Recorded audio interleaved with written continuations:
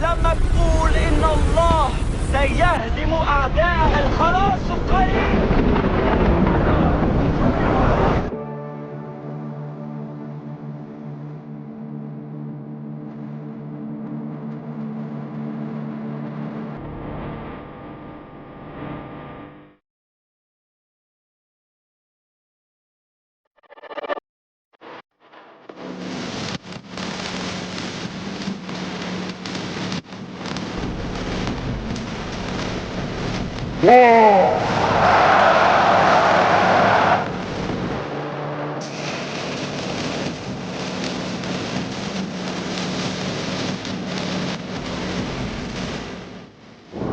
اللہ رب العزت نے اس زمین پر بے شمار نبیوں اور رسولوں کو اس لیے مبعوث کیا کہ وہ انسانیت کو گمراہی اور کفر و شرک سے بچا کر اللہ رب العزت کے منتخب کردہ راستے کی طرف رہنمائی کریں۔ یہ پیغمبر اللہ رب العزت کے چنے ہوئے بندے تھے جن سے خود مالک کائنات نے کلام کیا اور انہوں نے اللہ رب العزت کے پیغام کو ہم تک پہنچایا۔ تمام پیغمبر انسانیت کی طرف ایک ہی دین کو لے کر آئے جسے اسلام کہتے ہیں، لیکن شیطان مردود نے اس مقدس دین کو بگاڑنے کے لیے بدعات اور خرافات کو اسلام میں داخل کرنے کے لیے بھرپور کوششیں کیں اور طرح طرح کے فتنوں نے جنم لیا۔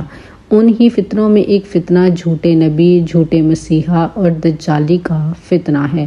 دجال کا تصور کوئی نیا تصور نہیں، بلکہ حضرت آدم علیہ السلام سے لے کر حضرت محمد صلی اللہ علیہ وآلہ وسلم تک تمام پیغمبروں نے دجال کے فتنوں سے اپنی امتوں کو خبردار کیا ہے، اور دنیا کے کئی مذاہب، آسمانی کتابوں اور تہذیبوں میں جھوٹے مسیحا یا دجال کا تذکرہ ملتا ہے۔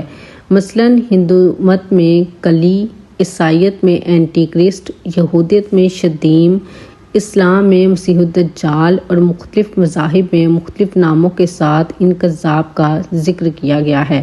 تاریخ میں فالس پروفٹ بھی ہر زمانے میں سامنے آتے رہے اور یہ جھوٹا دعویٰ کیا کہ وہ اللہ رب العزت کے پیغمبر ہیں جن پر وحی آتی ہے۔ انہوں نے اپنے شعبدے بازیوں سے لوگوں کو دھوکے میں بھی ڈالا اور کئی لوگ ان کے دجل میں پھنس کر ان کے پیروکار بھی بن بیٹھے۔ ریکارڈڈ ہسٹری میں جھوٹا مسیح ہونے کا دعویٰ کرنے والا سب سے پہلا شخص زرتشتی مذہب سے تعلق رکھتا تھا، جس کا نام بہرام چوبن تھا۔ سال 570 عیسوی میں ایران میں ساسانی بادشاہ خسرو روم نے اسے خراسان کا گورنر بنایا تھا۔ بہرام نے خسرو کے خلاف بغاوت کر کے خود کو زرتشتیوں کا مسیحا ہونے کا اعلان کر دیا۔ بہرام اور اس کے پیروکاروں کا ماننا تھا کہ بہرام زرتشتیوں کا آخری مسیحا یا نبی ہے اور اس کے زمانے میں زرتشتی مذہب کا زوال ہو جائے گا، کیونکہ فارسیوں کا عظیم آتش کدہ کی آگ جسے وہ التار کہتے تھے وہ بجھ چکا ہے۔ 590 عیسوی میں خسرو دوم نے بہرام کو شکست دی تو وہ فرخانہ بھاگ گیا اور وہیں اس کی موت ہو گئی۔ کتاب الفہرست میں ابن ندیم نے لکھا ہے کہ بہرام کے پیروکار 500 سالوں تک سرگرم رہے اور جب ایران پر خلافت عباسیہ کی حکومت آئی تو اس زمانے میں بھی زرتشتیوں کا یہ عقیدہ تھا کہ ان کا مسیحا بہرام اب بھی زندہ ہے اور وہ واپس آ کر مسلمانوں کو شکست دے گا اور زرتشتیوں کی حکومت اس دنیا پر دوبارہ قائم ہوگی۔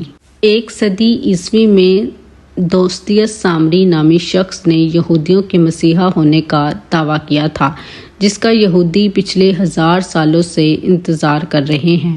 بعد میں ڈوسیٹیس اور اس کے ماننے والوں نے سامری فرقہ کی بنیاد رکھی۔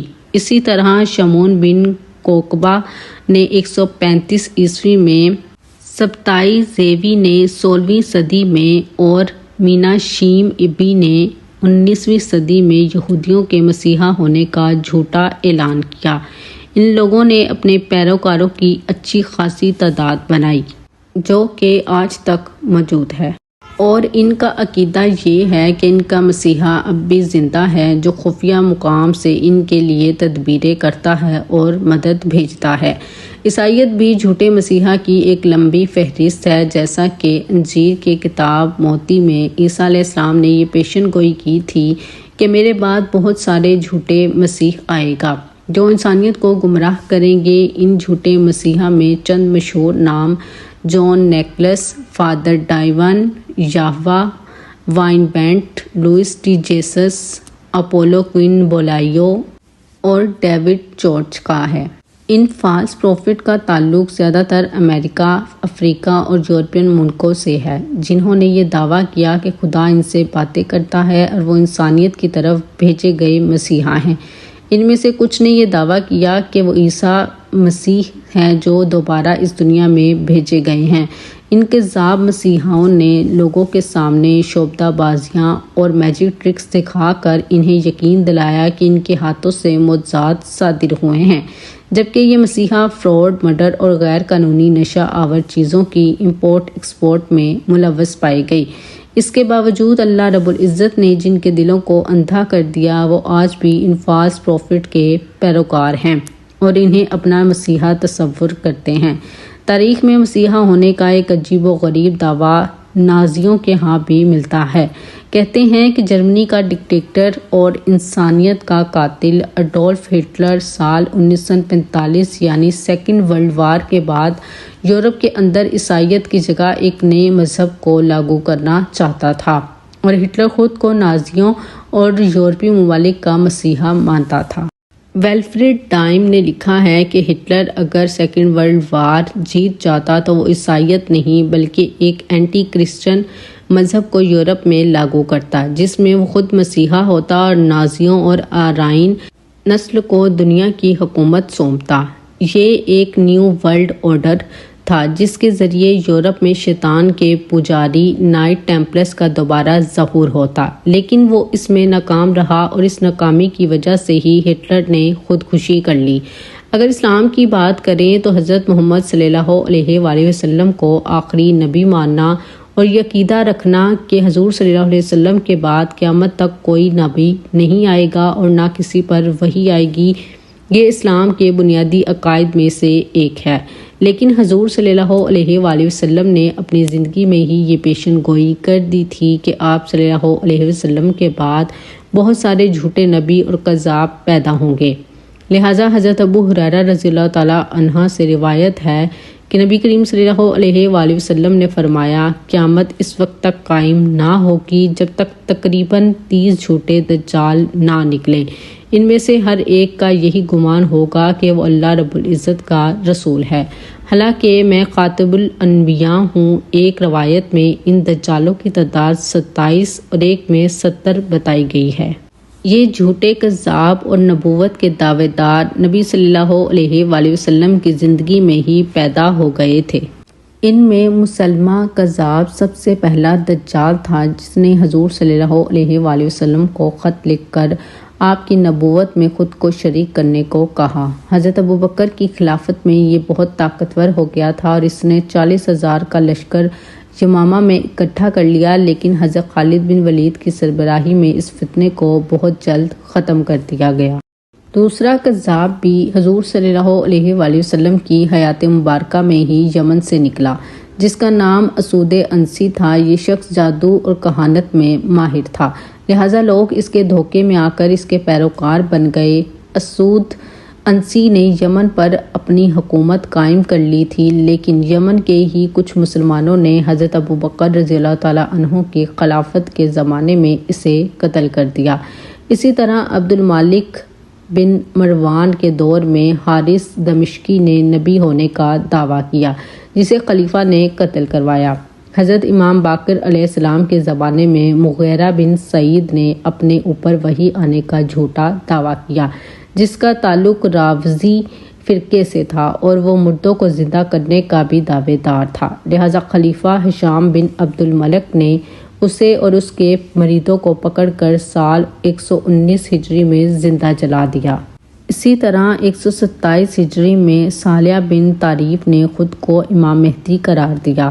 135 ہجری میں اسحاق اغرس نے نبی ہونے کا دعویٰ کیا اور بہت بڑی فوج جمع کی، لیکن عباسی خلیفہ ابو جعفر منصور نے اسے شکست دے کر قتل کر دیا۔ خلافت عثمانیہ میں بہاءاللہ نے بغداد میں نبی ہونے کا دعویٰ کیا اور بھائی فرقے کی بنیاد رکھی۔ عثمانی خلیفہ نے اسے عکا میں 24 سال قید رکھا جہاں اس کی موت ہو گئی۔ پچھلی صدی کا سب سے بڑا کذاب اور دجال مرزا غلام احمد قادیانی تھا، جس نے سن 1900 میں انگریزوں کی سازش اور منصوبے سے پنجاب کے علاقے قادیان میں یہ اعلان کیا کہ نہ صرف وہ نبی ہے بلکہ مہدی اور مسیح موعود بھی ہے۔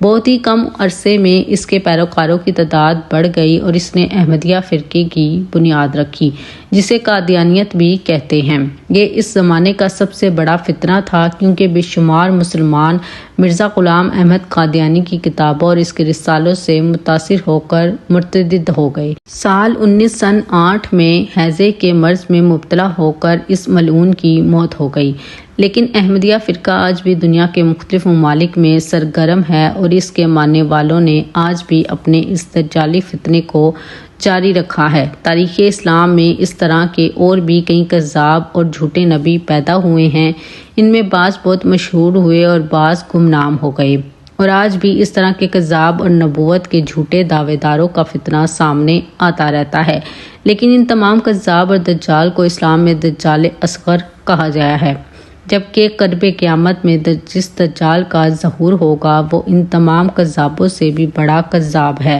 اور فریبی ہوگا، جسے دجال اکبر یا مسیح الدجال کہا جاتا ہے۔